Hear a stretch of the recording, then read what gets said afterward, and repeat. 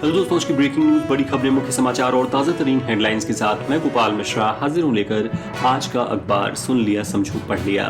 दोस्तों, आज तारीख है 23 नवंबर 2022 और दिन है बुधवार। आज की लेटेस्ट न्यूज अपडेट्स में हम जानेंगे असम मेघालय सीमा पर पुलिस फायरिंग में 6 लोगों की हुई मौत। मुकेश अंबानी ने दिया थिंक बिग, थिंक ग्रीन और थिंक डिजिटल का मंत्र। भारत न्यूजीलैंड मैच हुआ रद्द। सऊदी अरब ने अर्जेंटीना को हराया।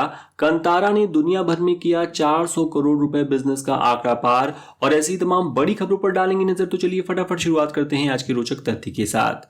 बहुत अधिक महत्वाकांक्षी होना नुकसानदायक भी हो सकता है। यूएस सर्जन जर्नल की रिपोर्ट कहती है, अब ज्यादातर अमेरिकियों को लगता है कि पेशेवर सफलता के लिए की जा रही भागदौड़ से जिंदगी खराब हो रही है।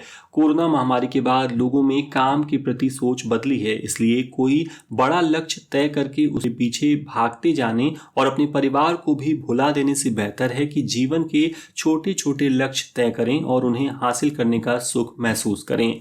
अब सुनते हैं देश दुनिया राजनीति की सभी बड़ी खबरें।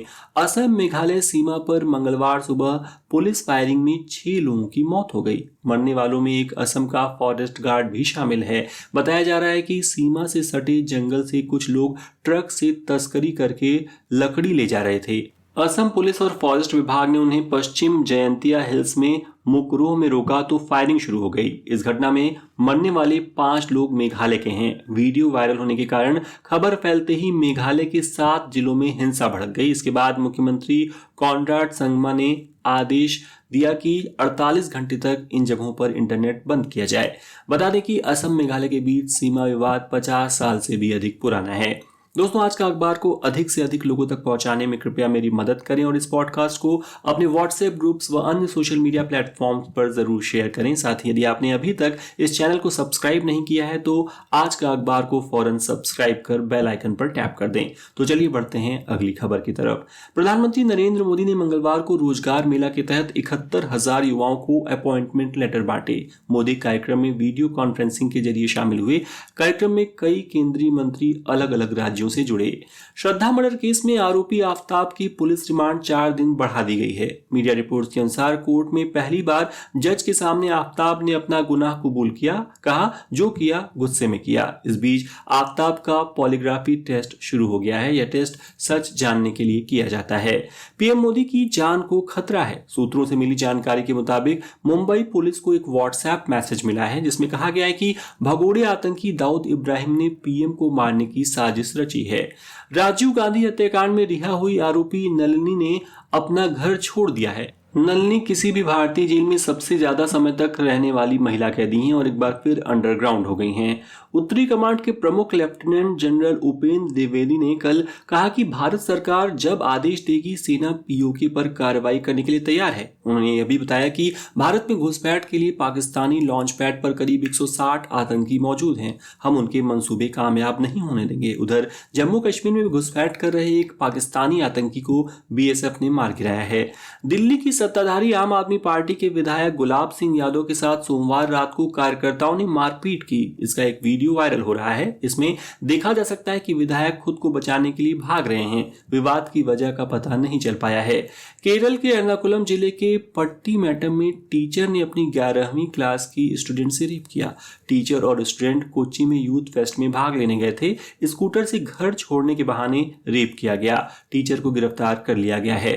न्यूज एजेंसी एएनआई ने तिहाड़ के ऑफिशियल सूत्रों के हवाले से बताया कि सत्येंद्र जैन को मसाज देने वाला व्यक्ति पॉक्सो एक्ट में बंद है। उसे 1 साल पहले गिरफ्तार किया गया था। वह फिजियोथेरेपिस्ट नहीं है। गुजरात के मोरबी में हुए ब्रिज हादसे की फॉरेंसिक जांच रिपोर्ट का खुलासा हो गया है। दुर्घटना के दिन 30 अक्टूबर को 3,165 टिकट लोगों को बेचे गए थे। ब्रिज के केबलों में जंग लग गई थी। एंकर पिन टूटे हुए थे और बोल्ट ढीले हो गए। मेंटेनेंस के समय इन पर ध्यान नहीं दिया गया था। मेटल की फ्लोरिंग से ब्रिज का वजन और भी बढ़ गया था। बता दें कि हादसे में 135 लोगों की मौत हुई थी। आईआईटी गुवाहाटी के डायरेक्टर टीजी सीताराम को कल all India council for technical education AICTE का चेयरमैन नियुक्त कर दिया गया। भारत और रूस की दोस्ती को 75 साल पूरे हो गए हैं। इस मौके पर नई दिल्ली में एक कार्यक्रम हुआ। इसमें रूस के राजदूत डेनिस एलिपोव ने हिंदी में कहा, दोस्ती से ज्यादा कुछ नहीं होता। कोलंबिया के एक रिहायशी इलाके में एक प्लेन क्रैश हो गया। इस हादसे में विमान में सवार सभी 8 लोगों की मौत हो गई। उधर चीन में एक निजी कंपनी के प्लांट में आग लगने से 38 लोगों की मौत हो गई। हादसे में 2 लोग घायल हुए हैं, वहीं 2 लापता हैं। अब सुनते हैं बिजनेस वर्ल्ड की लेटेस्ट न्यूज। कल Pandit Deendayal energy university PDEU की कॉन्वोकेशन सेरेमनी के दौरान मुकेश अंबानी ने भारत की इकोनॉमी को लेकर कुछ बड़ी बातें कहा कि भारत 2047 तक $3 ट्रिलियन से बढ़कर $40 ट्रिलियन की इकोनॉमी वाला देश बन जाएगा। उन्होंने थिंक बिग, थिंक ग्रीन और थिंक डिजिटल का मंत्र भी दिया। एयरटेल ने हरियाणा और ओडिशा में अपने रिचार्ज प्लान की कीमतों में भारी बढ़ोतरी कर दी है। कंपनी ने यहां मिनिमम रिचार्ज की कीमत 57% बढ़ा दी है। अब मिनिमम रिचार्ज के लिए 99 रुपए की जगह 155 रुपए चुकाने होंगे। वैलिडिटी भी 28 दिन की जगह 24 दिन ही मिलेगी। कल शेयर बाजार में तेजी देखने को मिली। सेंसेक्स 274 अंक चढ़कर 61,418 पर बंद हुआ। निफ्टी 85 अंक ऊपर 18,244 पर क्लोज हुआ। गूगल की पेरेंट कंपनी अल्फाबेट जल्द ही 10,000 एम्प्लॉयज की छटनी कर सकती है। इंफॉर्मेशन की एक रिपोर्ट में दावा किया गया है कि एक्टिविस्ट हेज फंड का दबाव, मार्केट कंडीशन और कॉस्ट कटिंग के कारण ऐसा किया जा सकता है। ऑस्ट्रेलियाई संसद ने मंगलवार को भारत के साथ मुक्त व्यापार समझौता यानी FTA को मंजूरी दे दी। अब दोनों देश आपसी सहमति से फैसला करेंगे कि यह समझौता किस तारीख से लागू होगा। यूपी इन्वेस्टर समिट 2023 का कर्टेन रेजिंग प्रोग्राम दिल्ली में आयोजित हुआ। सुषमा स्वराज प्रवासी भारतीय भवन में कर्टेन रेजिंग सेरेमनी में इन्वेस्टर्स की ईज ऑफ इन्वेस्टमेंट को ध्यान में रखकर 2 पोर्टल्स की शुरुआत की गई। इस मौके पर मुख्यमंत्री योगी आदित्यनाथ ने कहा, दुनिया भर के निवेशकों का यूपी में स्वागत है। मीडिया फर्म नई दिल्ली टेलीविजन NDTV में बाजार से एडिशनल 26% हिस्सेदारी हासिल करने के लिए अडानी ग्रुप का ओपन ऑफर कल यानी मंगलवार को खुला। अगर ये ओपन ऑफर पूरी तरह सब्सक्राइब हो जाता है तो अडानी ग्रुप की NDTV में टोटल हिस्सेदारी 55% से अधिक हो जाएगी। भारत के बहुभाषी माइक्रो ब्लॉगिंग ऐप कू को हाल ही में ब्राजील में पुर्तगाली भाषा के सपोर्ट के साथ लॉन्च किया गया। ऐप को लॉन्च होने के 3 दिनों के भीतर ही 1 मिलियन डाउनलोड्स मिल चुके हैं। अब सुनते हैं खेल जगत के मुख्य समाचार। तीसरे T20 मैच में बारिश के कारण नतीजा नहीं निकल सका। 1-0 से भारत ने सीरीज जीत ली है। अर्शदीप और सिराज ने आखिरी मैच में 4-4 विकेट झटके। न्यूजीलैंड ने पहली पारी में 160 रन बनाए थे। जवाब में भारत ने 4 विकेट के नुकसान पर 75 रन बनाए, फिर मैच आगे नहीं बढ़ सका। Mohammed Siraj man of the match और Surya Kumar Yadav man of the series चुने गए। फीफा वर्ल्ड कप में मंगलवार को बहुत बड़ा उलटफेर देखने को मिला। खिताब की दावेदार मानी जा रही अर्जेंटीना को दुनिया की 49वें नंबर की टीम सऊदी अरब ने 2-1 से हरा दिया। इसके साथ ही अब ग्रुप C में अर्जेंटीना आखिरी पायदान पर पहुंच गया है। ईरानी टीम की शुरुआत भी अच्छी नहीं रही। इंग्लैंड ने ईरान को 6-2 से हराया।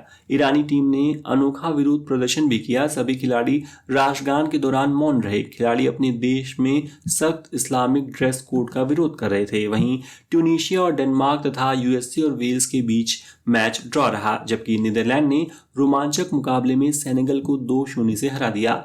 इंग्लैंड के खिलाफ तीसरे वनडे में डेविड वार्नर ने कमाल की बल्लेबाजी की। वार्नर ने इस मुकाबले में 1043 दिन बाद इंटरनेशनल क्रिकेट में शतक जड़ने में कामयाबी हासिल की है। ऑस्ट्रेलिया ने डकवर्थ लुइस मेथड से ये मैच 221 रन से जीत लिया। कतर में फीफा वर्ल्ड कप कवर करने के लिए गए एक अमेरिकी पत्रकार को हिरासत में लेने की खबर सामने आई है। ग्रांट वेहल नामक इस पत्रकार ने दावा किया कि उसने LGBTQ समुदाय का समर्थन करने के लिए रेनबो टी-शर्ट पहनी थी। इसके बाद उसे गिरफ्तार कर लिया गया। वहीं कतर में जापान के फुटबॉल प्रेमियों का अलग ही रंग देखने को मिला। उन्होंने स्टेडियम से कचरा साफ किया। दोस्तों, आगे बढ़ने से पहले आपसे एक छोटी सी रिक्वेस्ट करना चाहूंगा कि यदि आज का अखबार आपको पसंद आ रहा हो तो इस वीडियो को अपनी एक प्यारी सी लाइक देकर सपोर्ट करना ना भूलें और इसे उन मित्रों के साथ जरूर शेयर करें जो बिना समय गंवाए दिन भर की बड़ी खबरों को सुनना चाहते हो। तो चलिए अब सुनते हैं मनोरंजन जगत की कुछ बड़ी खबरें। फिल्म कांतारा ने पूरी दुनिया में 400 करोड़ रुपए का बिजनेस कर इतिहास रच दिया है। अकेले कर्नाटक में फिल्म ने 168 करोड़ रुपए का कलेक्शन कर लिया है, जो KGF 2 के कलेक्शन से भी अधिक है। बॉलीवुड में बिना गॉडफादर के स्टार बने हीरोज में सबसे नया नाम है कार्तिक आर्यन का। ग्वालियर की गलियों से निकलकर इंजीनियरिंग की क्लासेस छोड़ कार्तिक ने खुद के दम पर बॉलीवुड में जगह बनाई है। कल कार्तिक का 32वां जन्मदिन था। इस मौके पर उन्होंने सिद्धि विनायक मंदिर जाकर दर्शन किए। कल उनकी फिल्म शहजादा का टीजर भी रिलीज किया गया। दुनिया भर में मार्शल आर्ट्स को पहचान दिलाने वाले अमेरिकी एक्टर ब्रूस ली की मौत महज 32 साल की उम्र में 1973 में हो गई थी। उनकी मौत को लेकर अब एक नई थ्योरी आई है। एक हालिया स्टडी में वैज्ञानिकों ने दावा किया है कि मौत किसी दवा से नहीं बल्कि ज्यादा पानी पीने से हुई थी। अक्षय कुमार को फिर एक झटका लगा है। बताया जा रहा है कि हेरा फेरी 3 के बाद अब अक्षय के हाथ से आवारा पागल दीवाना 2 और वेलकम 3 भी निकल गई हैं। अक्षय के करियर में इन तीनों ही फिल्मों का बड़ा योगदान रहा है। और अब आज की रोचक खबर। कुछ लोग प्रसिद्धि पाने के लिए कुछ भी करने के लिए तैयार रहते हैं। हाल ही में एक ऐसा ही रोचक किस्सा सामने आया। दुनिया की सबसे ऊंची इमारत में से एक ब्रिटेन की द शार्ड के टॉप पर बिना रस्सी या किसी क्लाइंबिंग इक्विपमेंट के नंगे पांव पहुंचने वाला युवक दुनिया भर में सुर्खियों में आ गया है। बिना किसी सेफ्टी डिवाइस के 72 मंजिला यानी 1016 फीट ऊंची इमारत पर चढ़ने की वजह से उस युवक को गिरफ्तार भी कर लिया गया है। यह घटना लंदन की है। 21 साल के एडम लॉकवुड ने इस बिल्डिंग के टॉप पर पहुंचकर सेल्फी भी ली।